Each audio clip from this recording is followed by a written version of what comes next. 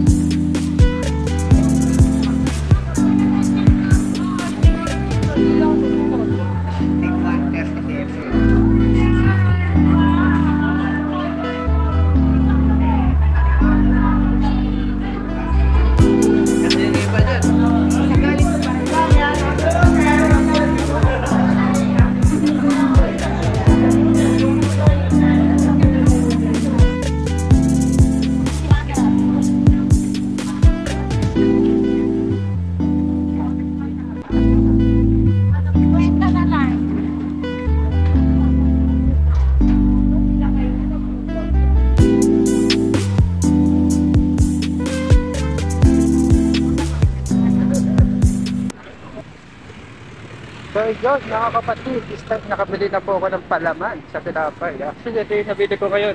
May nabili ako isang keso tapos isang chocolate. So ngayon hindi ko pa diba hanap niya mismo bilihan doon ng palaman. So ngayon guys, ipauwi na po ako ng bahay ngayon. Samahan niyo po ako mga kapatid. So let's go!